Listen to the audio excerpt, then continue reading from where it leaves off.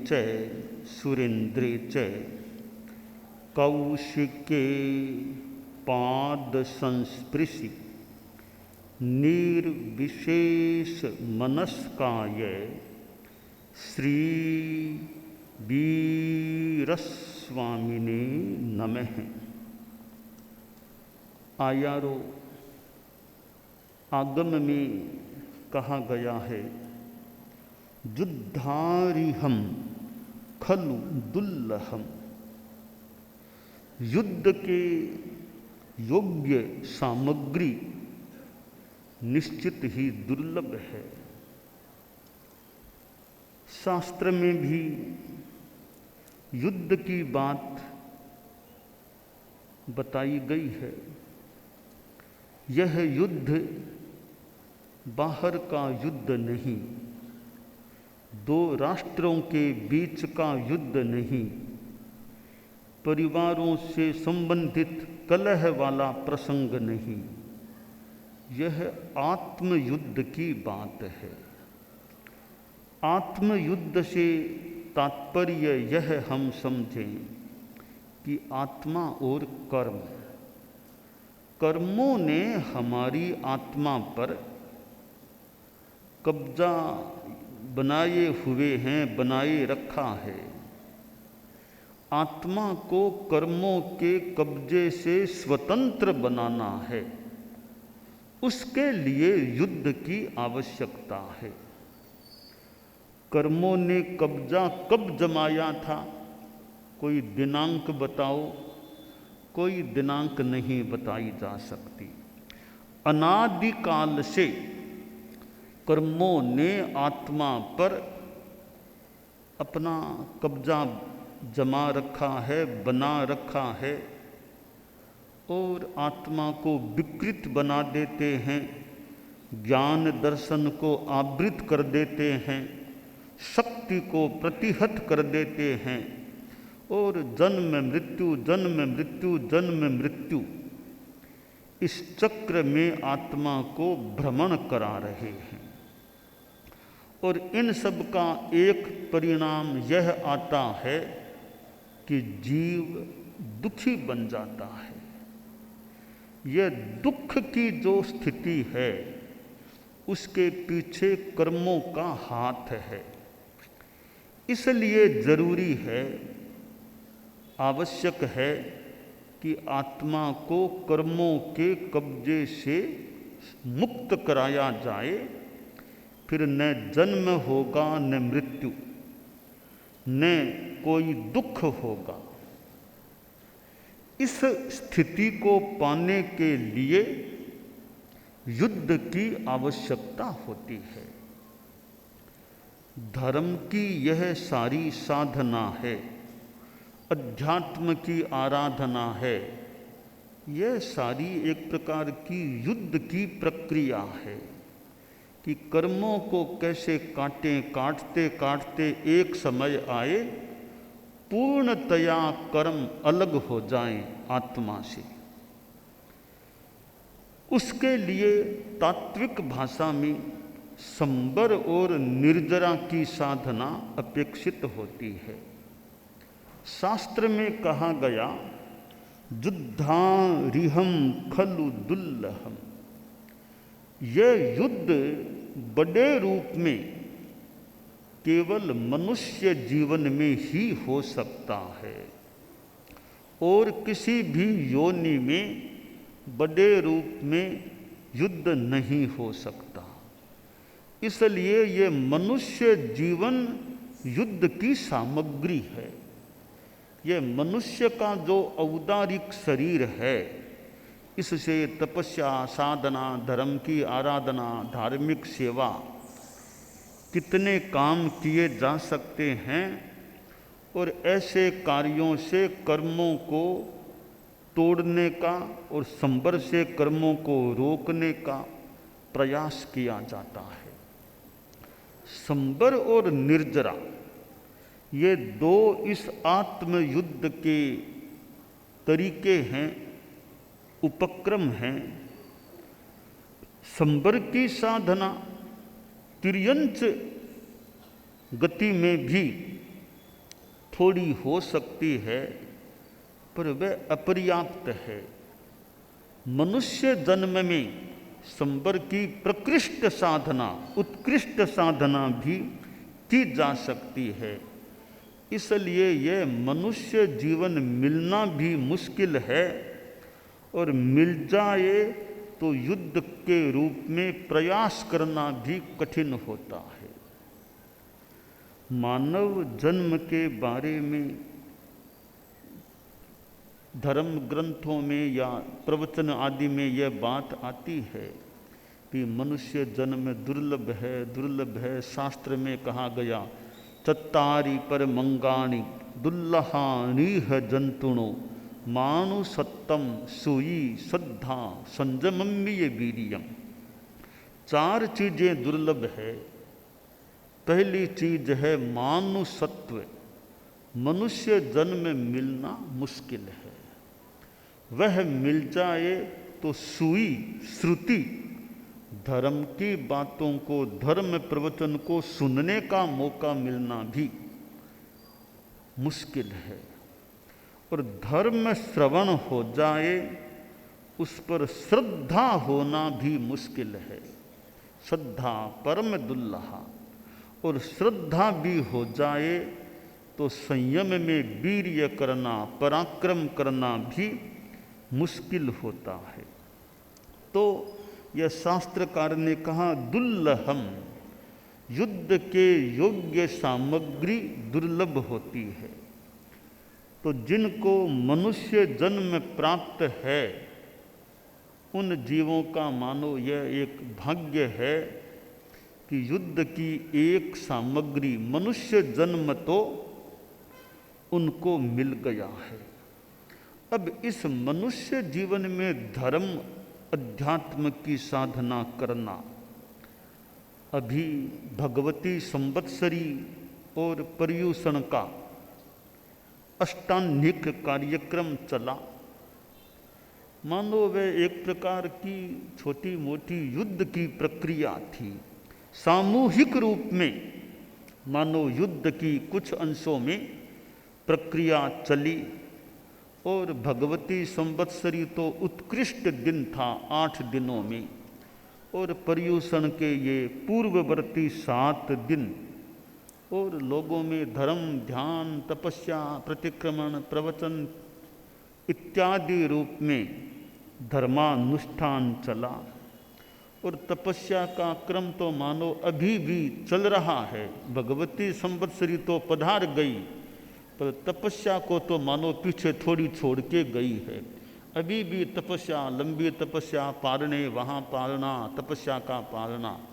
तो कितनी बढ़िया बात है कि लोगों में तपस्या के प्रति आकर्षण है, और लोगों में त्याग प्रत्याख्यान। कई लोग यहाँ आते हैं, हमें वो त्याग कराओ, 1 साल का कोई त्याग कराओ, कोई जिंदगी भर का त्याग कराओ, वो यानी त्याग के प्रति भी यों कईयों में मानो आकर्षण है। अर्थात धर्म के प्रति यह आकर्षण की बात है। और छोटे छोटे बच्चों में भी ये धर्म के प्रति ज्ञानशाला, और बच्चे सीखते हैं, आते हैं, कई छोटे मोटे गीत प्रस्तुतियाँ करते हैं। बच्चों में धर्म के प्रति आकर्षण का होना, किशोरों में, ये छोटी उम्र के जो हैं युवक हैं, उनमें धर्म के प्रति आकर्षण होता है, तो बहुत बढ़िया बात है कि नई पीढ़ी में भी धर्म के प्रति आकर्षण। ठीक है, सब में तो है कि नहीं, पर कईयों में है, ऐसा प्रतीत हो रहा है। तो यह चतुर्मास का समय, फिर श्रावण भाद्रव मास का समय, जो धर्म की साधना के लिए ज़्यादा एक उपयोगी समय होता है।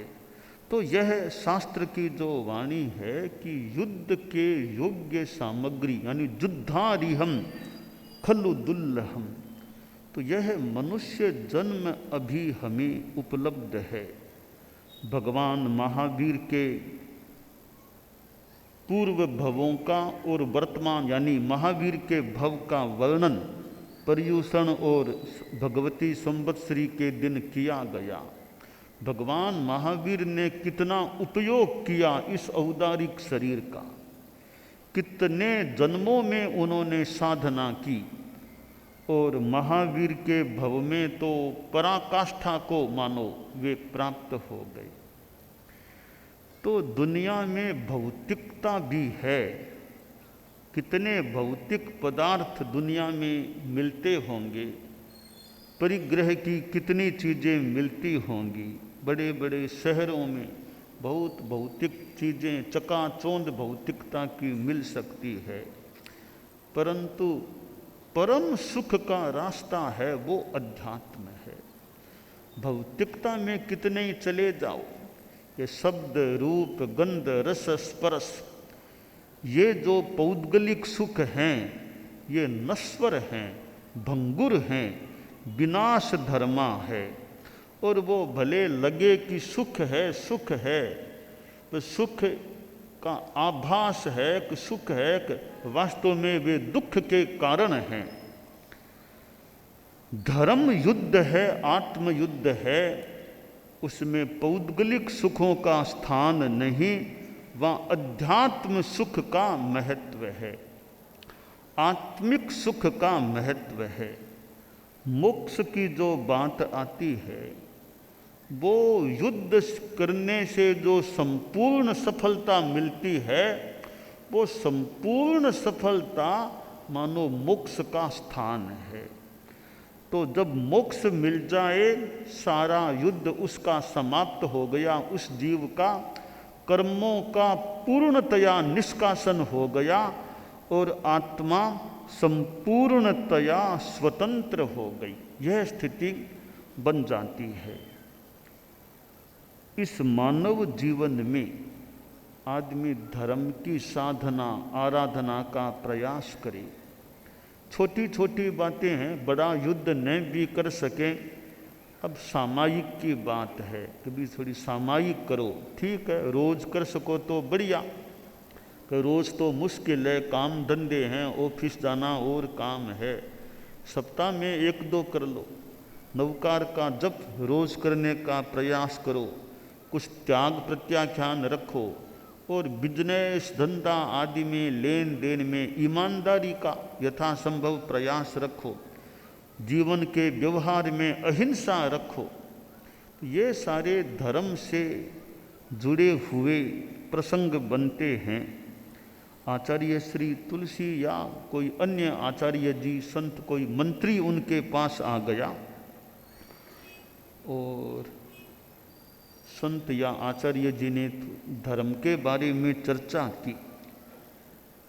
तो मंत्री जी बोले, आचार्य जी वो जो भी थे संत आज के, बहुत बढ़िया बात आपने बताई है धर्म की, और मेरी भी धर्म के प्रति रुचि रहती है कि धर्म करूं, परंतु क्या करूं, वर्तमान में मैं राजनीति के क्षेत्र में हूं और सरकार है हमारी, मैं मंत्री हूं, तो समझ नहीं मिलता, व्यस्त जीवन है, तो चाहते हुए भी मैं धर्म कर नहीं सकता।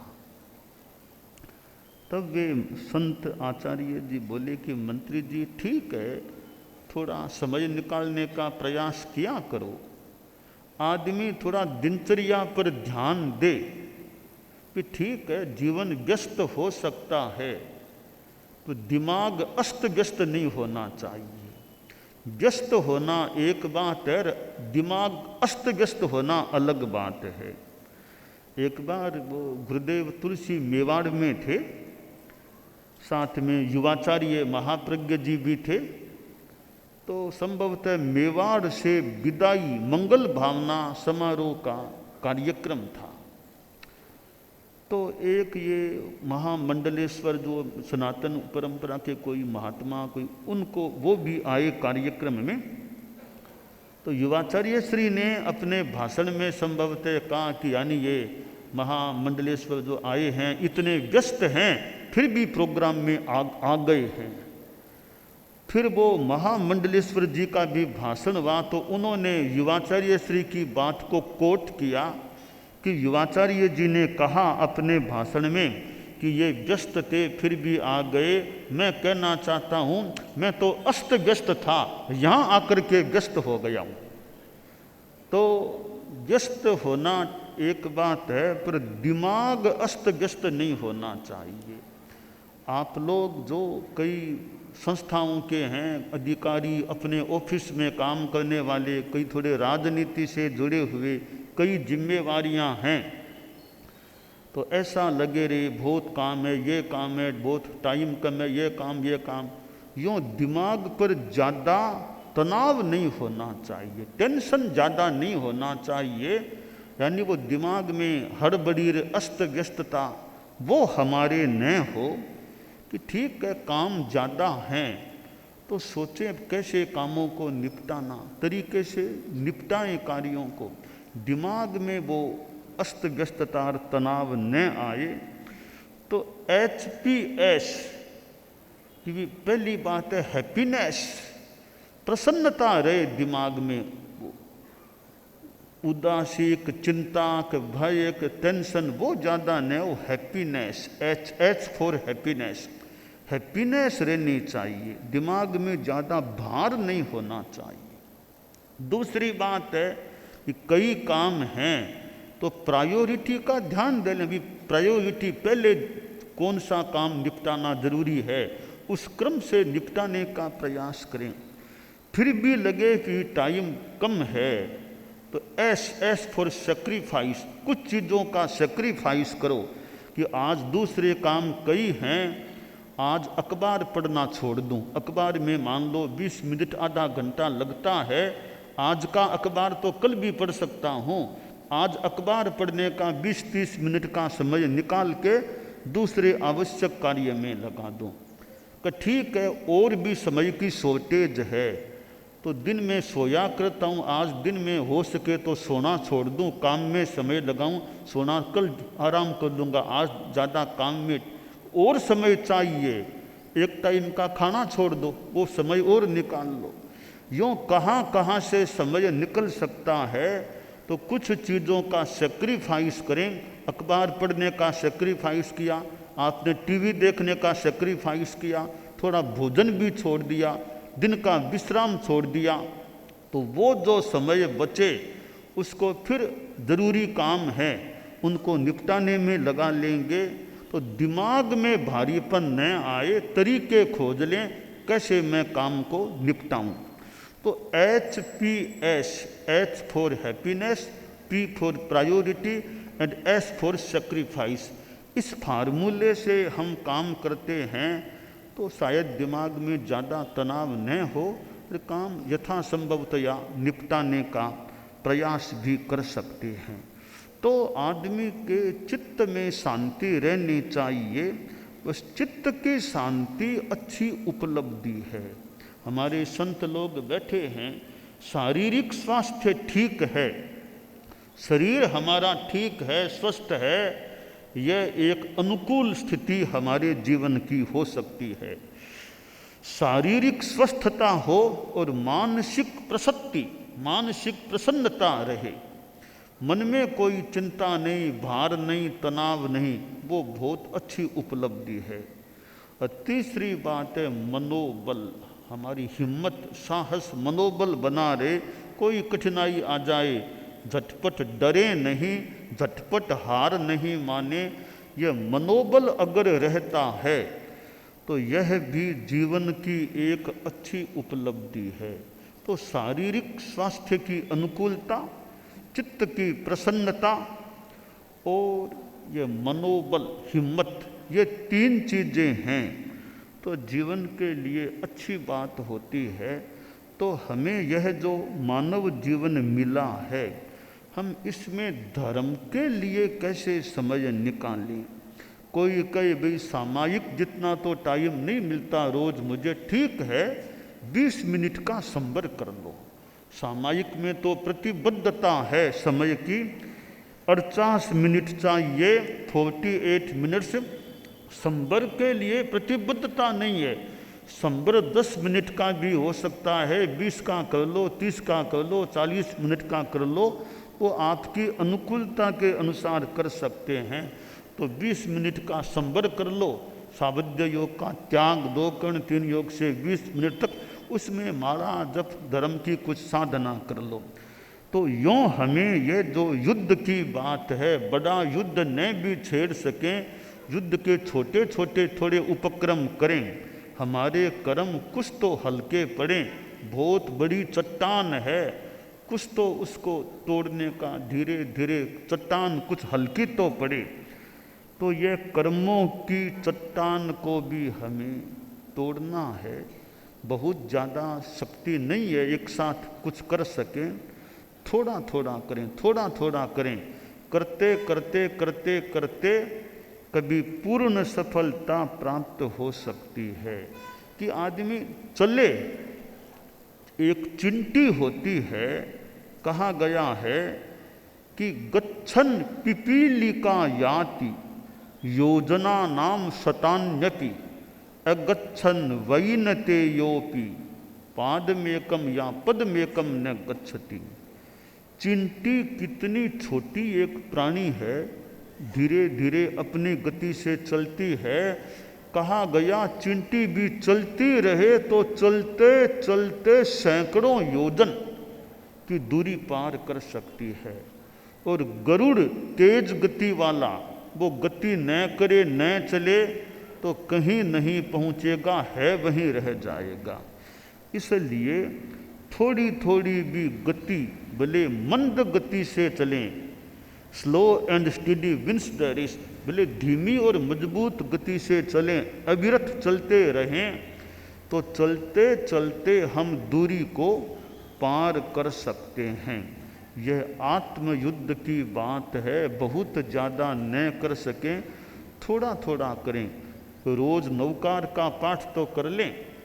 सामायिक मान लो, अब थोड़ी उम्र आ जाए, 50-60 आ गए हैं, प्रयास करें एवरेज में रोज एक सामायिक हो जाए। एक सामायिक है, उसमें स्वाध्याय भी, पुस्तक आदि का स्वाध्याय भी कर सकते हैं, माला जप भी कर सकते हैं, थोड़ा ध्यान भी कर लें।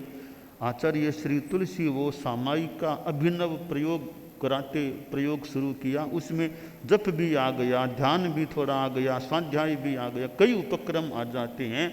तो एक सामायिक 48 मिनट का समय है, उसमें कई धार्मिक छोटे छोटे उपक्रम संपन्न किए जा सकते हैं। तो यूँ सामायिक करें और साथ में जीवन में त्याग प्रत्याख्यान का रखें। खाना खा लिया, लंच ले लिया, अब शाम को खाने में 4-5 घंटा की देरी है, तो अनुकूलता है भाई, अब 3 घंटा मुझे पानी के सिवाय खाना पीने का त्याग है। बहुत आसान चीज़ है, लंच ले लिया, अब शाम को या बाद में खाना है, 3 घंटा आराम से त्याग कर दे, पानी के सिवाय 3 घंटा खाना पीने का त्याग है। तो छोटा सा एक संयम का प्रयोग हो जाएगा। बीच में कोई कहे भी ये लो भी, अभी मेरे त्याग है, सामने वाला भी ज़्यादा आग्रह नहीं करे, भी त्याग है तो क्या आग्रह करें, अपना धर्म का काम हो गया।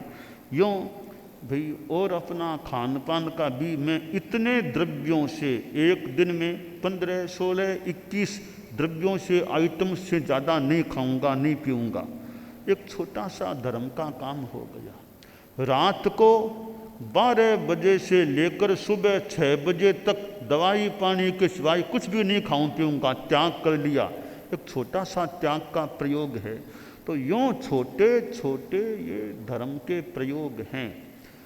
और मान लो कायोत्सर्ग है कि 2 घंटा 2.5 घंटा काम कर लिया, ऑफिस में बैठे हैं, अभी कोई लोग भी नहीं, कोई आदमी नहीं है बात करने वाला, थोड़ी रिलैक्स होकर के कायोत्सर्ग में चले गए, नमो सिद्धानम का थोड़ा मानसिक जप साथ में जोड़ दिया, 2 मिनट 5 मिनट 7 मिनट जितना टाइम मिले थोड़ा सा कायोत्सर्ग और जप हो गया। यूँ हम अनेक छोटे छोटे ये कैप्सूल से हैं, प्रयोग हैं, जिनको जीवनचर्या में काम में ले सकते हैं। और धर्म और ये आत्मयुद्ध का थोड़ा क्रम हम अपने जीवन में चला सकते हैं। तो और तो क्या साथ में जाएगा, ये औदारिक शरीर है, यह तो आगे साथ में जाता नहीं है। साथ में दो शरीर अगली गति में संसारी अवस्था में जाते हैं। तेजस और कार्बन दो शरीर साथ में जाते हैं, और तेजस शरीर भी साथ में इस जीवन के बाद अगली गति में जीव जाता है। जीव के साथ तेजस और कार्बन शरीर जाते हैं। तो कार्बन शरीर है, उसमें पुण्य पाप ये रहते हैं, उसके अनुसार आगे जीव को पुण्य और पाप का फल मिलता है।